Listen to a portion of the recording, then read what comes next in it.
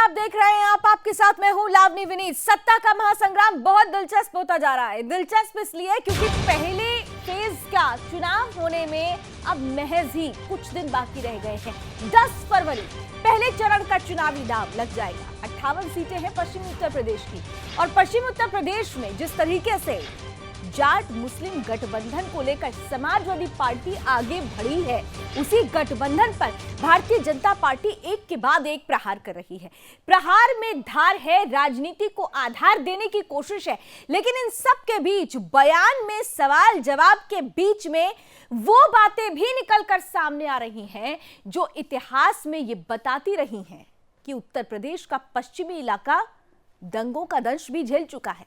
ये दंगों का दंश झेलने वाला ऐसा इलाका है जहां पर हिंदुओं के लिए परिस्थितियां, खास तौर से जाटों के लिए परिस्थितियां 2012 में विपरीत हुई थी, और भारतीय जनता पार्टी उसी विपरीत परिस्थिति को, उसी इतिहास को आज वर्तमान में दोहराकर अपनी जीत के परचम को, इस महासंग्राम को रोचक बना रही है।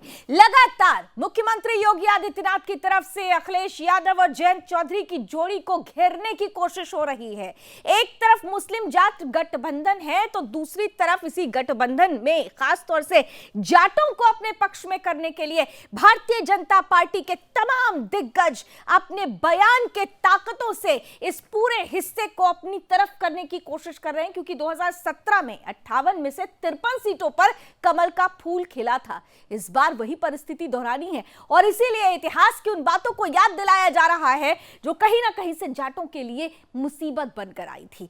दंगों की याद लगातार मुख्यमंत्री योगी आदित्यनाथ दिला रहे हैं, और इस दंगों की याद में अब उन्होंने सीधे सीधे अखिलेश यादव और जयंत चौधरी की जोड़ी पर ही बड़ा सवाल खड़ा किया है।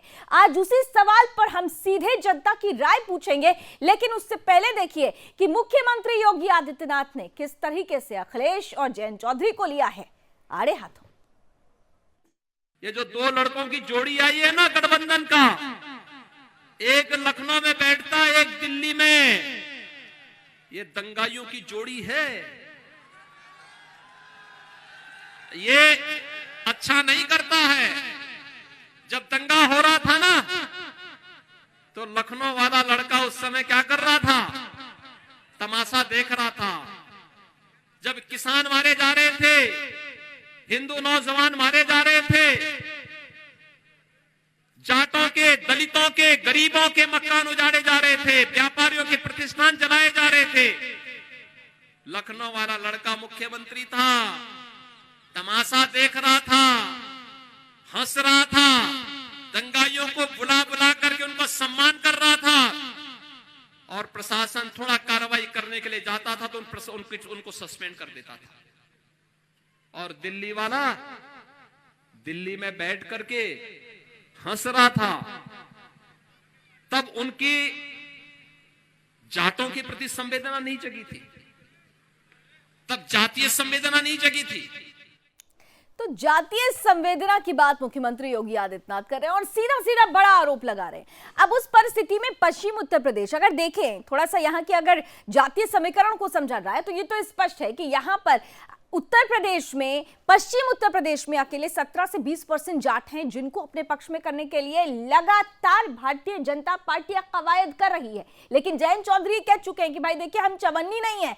जयंत चौधरी राजनीतिक गठबंधन के तौर पर यह बयान दे रहे हैं, लेकिन जमीनी हकीकत क्या है, क्या जमीन पर यह गठबंधन है, यह बड़ा दिलचस्प होता जा रहा है। क्योंकि कई ऐसी परिस्थितियां हमने देखी है जहां पर जाट मुस्लिम गठबंधन होते हुए, राजनीतिक गठबंधन होते हुए, धरातल में उस गठबंधन की पोल खुलती है। मुस्लिम समुदाय के लोग और खास तौर से समाजवादी पार्टी के जो मुस्लिम कैंडिडेट हैं, वो जाटों को धमकाते हुए भी नजर आते हैं। गर्मी चर्बी के बीच में हिंदू गर्दी भी शुरू हो जाती है, और अब सीधे सीधे दंगों की बात। और इसीलिए हमने आज का सवाल भी सीधे आपसे पूछ लिया। आज का जरा मुख्य सवाल लेकर आए। हमने आपसे पूछा कि क्या दो लड़कों की जोड़ी यूपी में फिर से दंगा कराएगी। इस बयान से, योगी आदित्यनाथ का ये बयान जिससे आप कितना सहमत हैं, क्या दो लड़कों की जोड़ी यूपी में फिर से दंगा कराएगी? जब ये सवाल हमने आपके बीच रखा है तो देखिए जनमत क्या आया है।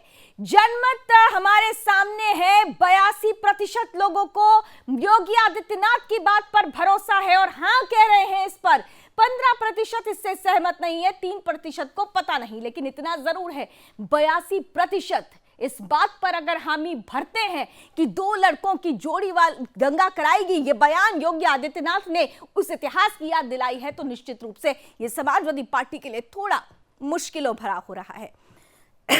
एक बार फिर से जरा वो बयान सुन लेते हैं, योगी आदित्यनाथ ने किस तरीके से समाजवादी पार्टी पर हमला बोला।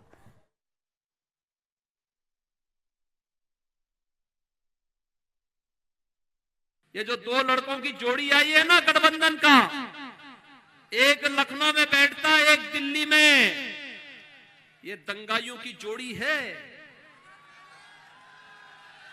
ये अच्छा नहीं करता है। जब दंगा हो रहा था ना, तो लखनऊ वाला लड़का उस समय क्या कर रहा था? तमाशा देख रहा था। जब किसान मारे जा रहे थे, हिंदू नौजवान मारे जा रहे थे,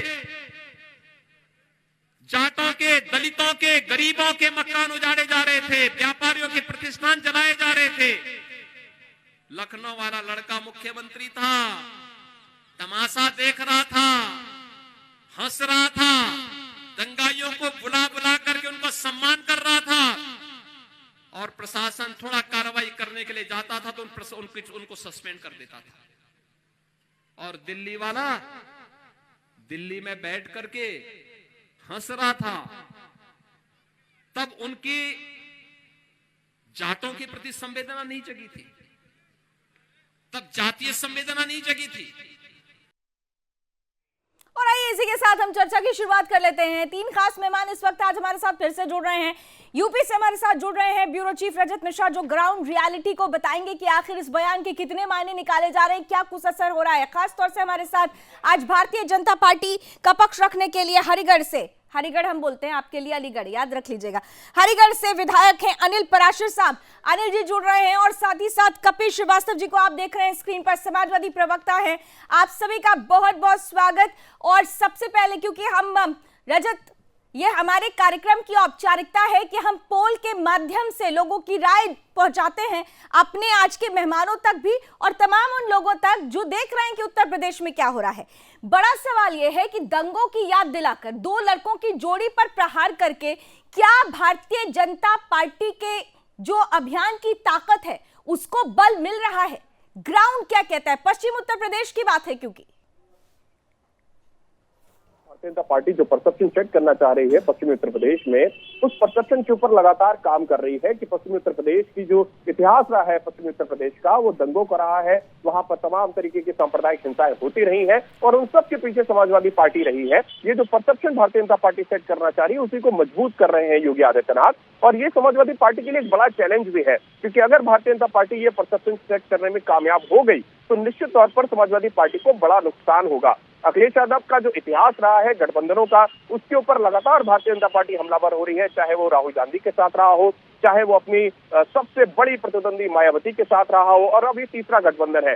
दो गठबंधन पहले ही फेल हो चुके हैं, इसलिए भारतीय जनता पार्टी के पास मौका है समाजवादी पार्टी के ऊपर हमलावर होने का, और उस पूरे मौके को भारतीय जनता पार्टी बना रही है। अब जहां तक एक के बाद एक जो पश्चिमी उत्तर प्रदेश की घटनाएं रही हैं, चाहे वो मुजफ्फरनगर दंगे रहे हो, चाहे वहां पर जिस तरीके से हिंदुओं को प्रताड़ित किया जाता रहा हो, जो सारी चीजें रही हैं उसको भारतीय जनता पार्टी पूरी तरीके से इनकैश कर रही है। और आप देख रहे हैं किस तरीके से जो एक जनरल परसेप्शन है, जो वोटिंग हो रही है, वो वोटिंग भी उसी की तरफ इशारा कर रही है कि भारतीय जनता पार्टी अपनी रणनीति में कामयाब हो रही है। तो ये समाजवादी पार्टी के लिए एक चैलेंज है कि भारतीय जनता पार्टी अगर इस रणनीति में कामयाब हो गई, ये जो परसेप्शन सेट करना चाहती है बीजेपी, वो अगर सेट हो गया तो निश्चित तौर पर समाजवादी पार्टी को बड़ा नुकसान होगा पश्चिमी उत्तर प्रदेश में। और एक बार अगर बीजेपी ने पहले चरण में बड़ी लीड ली तो उसका असर निश्चित तौर पर 7वें चरण तक आएगा। तो ये एक बड़ा चैलेंज है। एक बार अगर पहले चरण में भारतीय जनता पार्टी ने लीड ले ली, यानी ट्रेंड सेट कर दिया तो समाजवादी पार्टी के लिए चुनौती। मुस्कुरा रहे हैं कपिश जी, आप ही के पास आ रही हूं इसीलिए, और मुझे उम्मीद है कि पूरे कार्यक्रम के दौरान मुस्कुराइएगा, नाराज मत होइएगा। तीखे सवाल पूछना हम लोगों की आदत है और तीखे सवालों का जवाब देना आपकी आदत में शुमार हो चुका है। तो सीधा सवाल है, देखिए रजत ग्राउंड पर है और जब संवाददाता ग्राउंड से कोई बातें लेकर आता है तो उस पर बल होता है। भारतीय जनता पार्टी ने अपनी मैजिक स्टिक चला दी है। दंगों को लेकर अगर योगी आदित्यनाथ बयान देते हैं तो आपने खुद देखा कि सर्वे में 82% जनता इससे सहमत हो रही है कि बीजेपी को फायदा होगा। मुस्कुराते हुए ये हकीकत बता रहे हैं कि मुखपत्र में 90% नहीं दिखाया, इसका हमको आश्चर्य है कि 90% क्यों नहीं दिखाया, क्यों रहम कर गई। तो चलिए खैर कोई बात नहीं, ये रहम आप लोग करते रहे, इससे ग्राउंड रियलिटी से कोई मतलब। मुझे ऐसा लगता है जब आप ये बात बोलते हैं ना तो मैं ऐसा करती हूँ, भारतीय जनता पार्टी को, रजत भी इस बात सुन रहे हैं कि पहुंचा दें भाई, थोड़ा सा फायदा ही हो जाए। अब कपिश जी इतनी बार बार बात कह रहे हैं तो फायदा ही हो जाए। लेकिन चलिए आप इस बात का जवाब दे दीजिए, दंगे तो हुए थे ना, मैं तो बता तो रहा हूँ, हुए थे, और दंगे की अगर योगी आदित्यनाथ याद दिलाते हैं। लावनी सुने, लावनी सुने जी, लावनी सुने, वर्तमान में किसकी सरकार चल रही? योगी आदित्यनाथ की सरकार चल रही। 5 साल किसने काम किया है? योगी आदित्यनाथ ने काम किया है। उसके 5 साल पहले क्यों हटाई गई समाजवादी पार्टी की? जनता ने बेहतर काम के लिए इनको लाया। जो काम है उसका हिसाब किताब देना है। तो सड़क छाप बोली बोल रहे, आप हमें बताइए, हत्या अभियुक्त खुद है, हत्या के प्रयास का मामला उन पर है, 153 धर्म के दंगा कराना उनके ऊपर आरोप, और 2 सीडीएम कोर्ट गोरखपुर में है केस इनके ऊपर, और एक पचरुखिया कांड 302 का जो मामला है वो माननीय मुख्यमंत्री जी पे महाराज है। तो सड़क छाप की बोली का कोई अर्थ नहीं सर। नहीं, वो 2 लड़कों को कैसे आदिल चौधरी, रफीक अंसारी, ये नहीं, मैं बार बार हर बार, मुझे पता है, मुझे लगता है समाजवादी पार्टी के प्रवक्ताओं को उनके द्वारा जिनको टिकट दिया गया है, जो हिस्ट्री शीटर है, उनकी याद भी दिलानी पड़ेगी।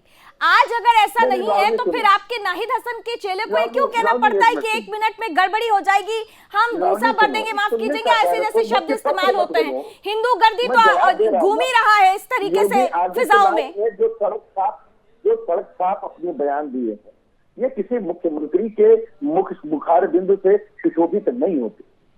जिन लड़कों को दंगेबाज बता रहे हैं, 5 साल उनकी सरकार रही है, क्यों नहीं अंदर कर दी भाई, क्यों नहीं अंदर कर दिए? ठीक है, चलिए अनिल पराशर जुड़ चुके हैं। ठीक है, आप ही के सवाल का जवाब ले लेते हैं। अनिल, मैं आ रही हूं, बिल्कुल आ रही कभी जी, कुछ समय की सीमा है प्लीज। हत्यायुक्त है, गुंडे मवाली की धारा उन पर लगी हुई है। ठीक, अनिल पराशर, मुझे आप बताइए। अनिल पराशर, गुंडा मवाली का धारा, अनिल पराशर विधायक हैं अलीगढ़ से। आरोपी अनिल पराशर जी सुन रहे हैं आप? कपिश जी बड़ा आरोप लगा रहे हैं। एक मुख्यमंत्री अगर इस तरीके के बयान दे रहे हैं तो उस पर सवाल खड़ा कर रहे हैं। अनिल पराशर, रिपीट करिए इसको। अनिल पराशर, आप मुझे सुन पा रहे हैं अभी? अनिल जी सुन पा रहे हैं?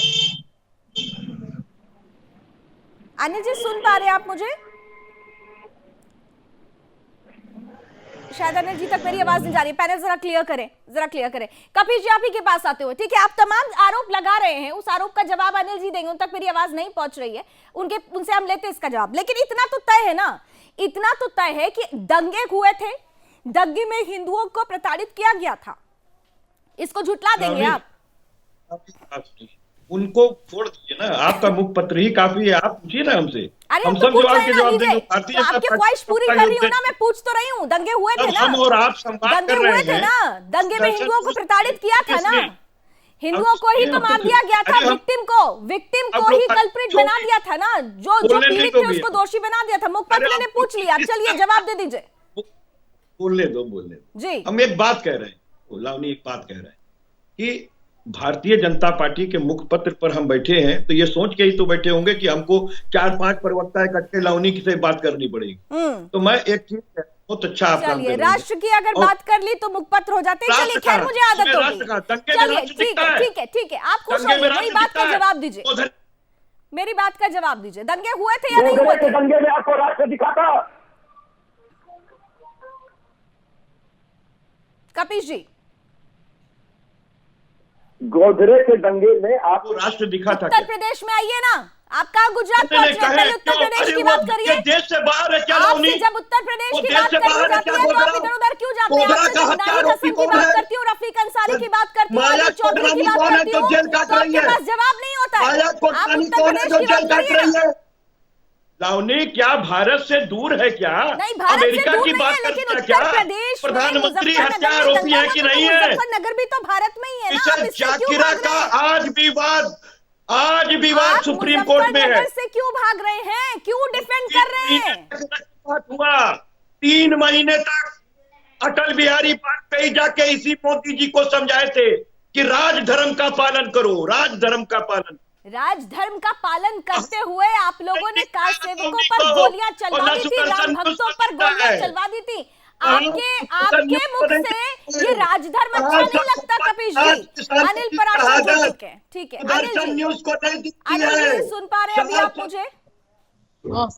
अनिल जी सुन पा रहे हैं अभी आप मुझे? अभी क्लियर आवाज आ रही है आपको मेरी? सुन पा रहा हूँ। बहुत स्वागत है आपका। कपिश जी हमारे साथ जुड़े हुए हैं, समाजवादी पार्टी के प्रवक्ता हैं। उनका सीधे सीधे कहना है कि दंगों के बारे में आप याद दिलाते हैं, लेकिन आरोप आप लोगों के ऊपर भी आप डर का माहौल बना रहे हैं। क्यों डरा रहे हैं भाई? डरा के लेंगे क्या वोट? देखिए, इनको याद दिला दी, इतिहास गवाह है जिस तरह की मुस्लिम तुष्टिकरण की नीति ये सरकार अपनाती है पिछले समयों में, चाहे सपा का राज रहा हो चाहे बसपा का राज रहा हो। माननीय मुलायम सिंह जी का नाम क्या पड़ा था जिस समय दंगे हुए थे? टिकट आपने दे दिए अल्पसंख्यकों को, सबका साथ सबका विकास सबका विश्वास की हवा निकाल दूंगा। उनके सबूत रखने से आगे कर रहे हैं। इसकी तुष्टिकरण की राजनीति करते हो। और कपिल श्रीवास्तव क्या हिंदू नहीं है क्या? कि माननीय मुलायम सिंह नहीं है? कथनी करने में कितना अंतर है? मुझे आप बताओ कि कौन नहीं है? 2 लड़कों की सरकार पिछली बार भी बनाने के ख्वाब देखे थे, हिंदू और इसी तरह से 2 लड़कों की जोड़ी की सरकार इस बार भी ख्वाब देख रहे हैं। इनकी क्या स्थिति होगी जनता तय कर चुकी है। जनता पूरी तरह से तैयार है इस बार। सवाल किया था उनका भी सुन लीजिए। कपिल जी उनको सुन लीजिए, आपने खूब सवाल किया था ना, वो जवाब दे रहे हैं तो सुन भी लीजिए ना। आपको सुना था उन्होंने थोड़ी देर। उनको याद दिलाइए, 2 लड़कों की जोड़ी पिछली बार भी देखी थी, किस तरह की जोड़ी बनी थी, क्या कह रहे थे, कोई पता नहीं लग पा रहा था उनका। फिर वो सपने देख रहे हैं 2 लड़कों की जोड़ी बनाकर। और मैं दावा दे रहा हूँ कि पश्चिम में सबसे करारी हार इनकी पहले राउंड में होने वाली है। क्लीन स्वीप पश्चिम यूपी में होने वाला इनका। जनता ने अपना मूड बना लिया है, और जिस समाज की दुहाई देते हैं ये, जिस जाट समाज की राजनीति करना चाहते हैं, उन्हें कंधा पर बंदूक चलाना चाहते हैं, उस जाट समाज ने सीधे से तय कर दिया है, उस किसान समाज ने सीधे से तय कर दिया है। हमारा भविष्य मोदी में है, हमारा भविष्य योगी में है। खलास निकाले, लेकिन इतना जरूर है जो परिस्थितियां बन रही हैं, उन परिस्थितियों में पश्चिम उत्तर प्रदेश इस वक्त हॉट सीट बन गई है। 58 सीटें हैं। पिछली बार अगर कपिल जी देखें तो 58 में से 53 सीटों पर कमल खिला हुआ था। उस वक्त भी अगर ये जोड़ी थी, और उस वक्त की परिस्थिति और आज की परिस्थिति का आप कुछ कंपेयर करना चाहते हैं, तो अभी फिलहाल आप बहुत अच्छी पोजीशन पे नहीं नजर आते। आपके लोग भी डराते हैं, धमकाते हैं, हिंदू गर्दी तक की वो धमकी देने लगते हैं। एक छोटा सा ब्रेक मुझे लेना पड़ेगा, ब्रेक के बाद लौटते हैं तो इसी चर्चा को जारी रखेंगे। इन बयानों में कितनी ताकत है? ये ताकत ही क्या वोट बैंक का आधार बनेगी?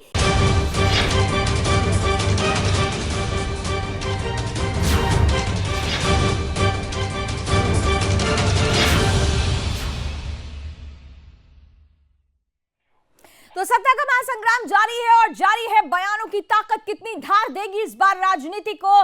2 चेहरे एक तरफ गठबंधन के, और उन दोनों चेहरों को योगी आदित्यनाथ का घेरना कितना काम करेगा, ये सब कुछ इस चर्चा में चल रहा है। और वो पोलिंग भी जारी है, ऑनलाइन सर्वे लगातार जारी है। कार्यक्रम के अंत में हम आपको दिखाएंगे कि आंकड़ा वही है या आगे पीछे होता है, लेकिन इतना जरूर है, रजत आपके पास आते हुए, जब बयान दिए जाते हैं तो वो बयान ताकत बनते हैं किसी भी राजनीतिक पार्टी की राजनीति को धार देने के लिए। ये दंगों का जिक्र करके योगी आदित्यनाथ ने क्या मास्टर स्ट्रोक छोड़ दिया है? देखिए लवनी, एक बहुत पुरानी गांव की कहावत है। कपिल जी की बात सुनकर मुझे कहावत याद आ गई कि छलनी में भैंस दुए और करमन को रोए। तो जो हाल समाजवादी पार्टी के जो इस समय प्रत्याशी हैं वो और जो सिटिंग एमएलए है वो समाजवादी पार्टी के लिए खड़ा कर रहे हैं, उनको जरूरत नहीं भारतीय जनता पार्टी के नेता की कुछ भी बोलने की। योगी आदित्यनाथ मुझे लगता है अगर कुछ भी ना बोले तो भी समाजवादी पार्टी के प्रत्याशियों ने ही इतनी जो असहज परिस्थितियां हैं समाजवादी पार्टी के लिए वो पैदा कर रखी है। आप देखिए रफीक अंसारी का बयान सीधे तौर पर कह रहा है कि 5 साल में हिंदू गर्दी हुई है। कपिल जी इसके ऊपर क्यों नहीं बोलते? हिंदू गर्दी से क्या मतलब था रफीक अंसारी का, क्या कहना चाह रहे थे वो? तो ये जो मास्टर स्ट्रोक की जहां तक बात है वो बात निश्चित तौर पर Bharatiya Janata party political party है, सरकार बनाना चाह रही है तो वो अपने हर हथकंडे को अपनाएगी। इसमें किसी भी चीज को बुरा मानने या गलत तरीके से लेने की कोई बात ही नहीं है। लेकिन आप जिस तरीके से हिंदुओं को टारगेट कर रहे हैं, जिस तरीके से आप ये कह रहे हैं कि सरकार आने के बाद एक एक हिंदू से निपट लेंगे, 5 साल में हिंदू गर्दी हुई है, इन सारे बयानों से आप खुद एक प्लेटफॉर्म तैयार करके दे रहे हैं भारतीय जनता पार्टी को, जिसके ऊपर भारतीय जनता पार्टी के नेता आए, छक्के चौके मारे और उसके बाद जीत के चले जाए। आप वहीं फिर से बैठकर पवेलियन से बैठकर तालियां बजाएंगे। तो आपको अपने लोगों के ऊपर काम करना होगा।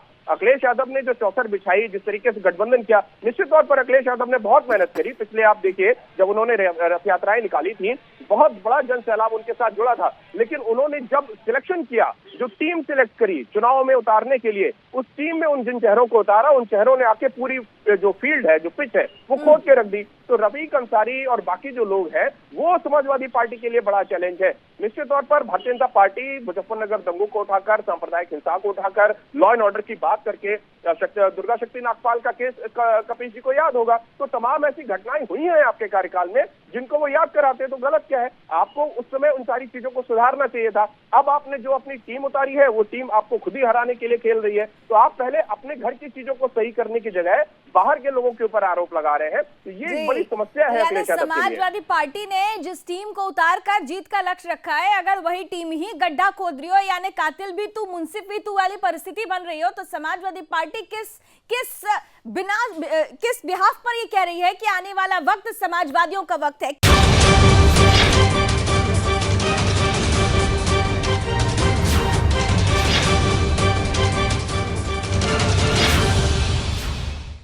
तो बहुत रोमांचक हो रहा है पश्चिम उत्तर प्रदेश का चुनाव। साइकिल चलेगी या खिलेगा कमल, ये महत्वपूर्ण है। इस सब के बीच बयानों की ताकत कितना धार दे रही है। एक बार फिर से चलिए अपने पैनलिस्ट के पास चलते हैं।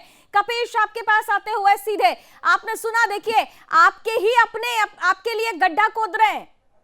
आप पे छोड़ दीजिएगा जी। कपिश, आप सुन पा रहे हैं? जी कपिश जी, आपके अपने ही लोग आपके लिए मुसीबत खड़ी कर रहे हैं। देखिए, हमारे लोग हमारे लिए कोई मुसीबत नहीं खड़े। एक तो ये कि जो जिन बयानों का जिक्र किया जा रहा है वो बयान हमने ना सुने हैं और ना हम उनकी फोरेंसिक जांच कर सकते हैं कि वो सही है या उनके अनुसार टेम्पर किया गया है। सर ये तो बड़ा अच्छा है ना, जब आपके बयानों की बात आए तो आप कहते पुष्टि नहीं कर सकते, और खुल्लम खुल्ला वीडियो सामने आ रहे हैं, खुल्लम खुल्ला चुनौतियां दी जा रही हैं। ये हिंदू गर्दी वर्दी की बात की जा रही है। किनका भी आप नाम ले रहे हैं, किनका भी आप नाम ले रहे हैं। रफीक अंसारी आपके कैंडिडेट है ना? नहीं हसन आपकी पार्टी से कैंडिडेट है ना? आदिल चौधरी आपकी पार्टी के कैंडिडेट है ना? जो गति के लफंगे बोली बोलते हैं वो अगर कहीं संवैधानिक पद पे बैठे हुए लोग बोले तो वो अच्छा नहीं लगता। अरे मान लिया आपकी बात को, लेकिन आपके जो कैंडिडेट हैं जिनको आपने अपने चुनावी टिकट पर चुनावी मैदान में जीत को देश बनाकर उतारा है, उनको पहचानते हैं ना? उनकी बातें भी तो कर लीजिए।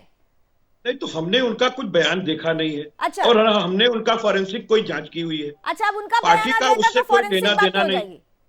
पार्टी का उससे कोई लेना देना नहीं। पार्टी का कोई लेना देना नहीं है।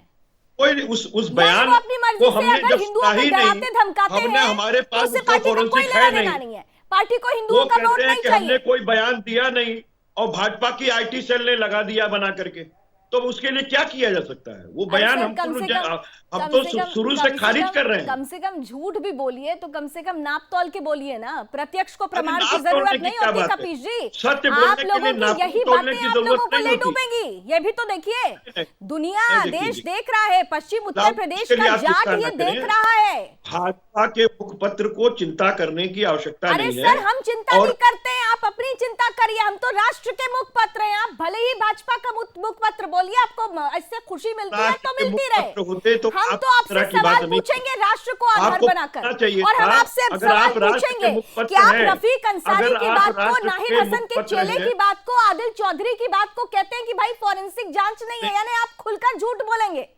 और जो सच है उस पर पर्दा डाल देंगे। लावनी, अगर आप वाकई राष्ट्र के मुखपत्र हैं तो आपको ये कहना चाहिए कि योगी आदित्यनाथ जी संवैधानिक पद पर बैठ के एक मुख्यमंत्री के पद पे बैठ गए, एक सड़क छाप बोली बोली। उन दो लड़कों को वो ये कह रहे हैं, उन दो लड़कों को वो ये कह रहे हैं जो कि एक प्रधानमंत्री का पोता है जिसके ऊपर 116 का मुकदमा नहीं है, और एक जो है माननीय मुख्यमंत्री रहा है इनकी सहूलियत होती है वो आप सुनते हैं, और जहां पर आप फंसते हैं वो कहते हैं कि हमको पता नहीं है। आप मुझे बताओ कि अगर कोई मुख्यमंत्री के पद पर बैठ के अनिल पराशर, ठीक है, आपके पास नाहिद हसन, आदिल चौधरी और रफीक अंसारी के लिए कुछ नहीं है। हिंदू गर्दी खुल्लम खुल्ला हिंदुओं को धमकी, जाटों में भूसा भर देने की बात, इससे कोई मतलब नहीं। अनिल पराशर है क्या हमारे साथ? रजत लास्ट कमेंट, ठीक है रजत लास्ट कमेंट। देखिए, जब आदिल चौधरी, नाहिद हसन और रफीक अंसारी की बात आई तो उन्होंने फॉरेंसिक की बात, जांच की बात कर दी।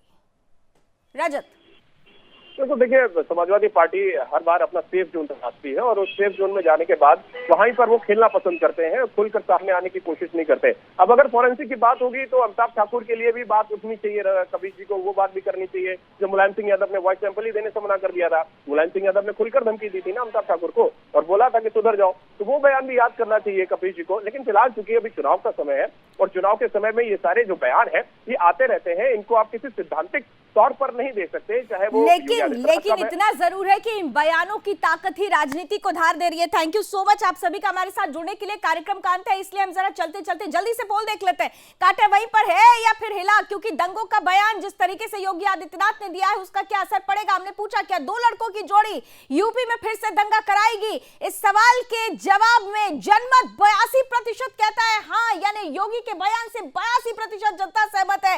15% को पता नहीं थी, 15% कहती है नहीं ऐसा नहीं होगा, 3% को पता नहीं। लेकिन इतना जरूर है ये 82% समाजवादियों के लिए कहीं मुश्किलें ना खड़ी कर दे। ध्यान से चलने की जरूरत है, चुनाव है, आपका है, सरकार आपको बनानी है। बहुत बहुत धन्यवाद एक बार फिर से हमारे साथ जुड़ने के लिए। सत्ता के महासंग्राम में आज बस इतना ही। देश और दुनिया की तमाम खबरों के लिए आप जुड़े रहिए सुदर्शन न्यूज के साथ। जय हिंद।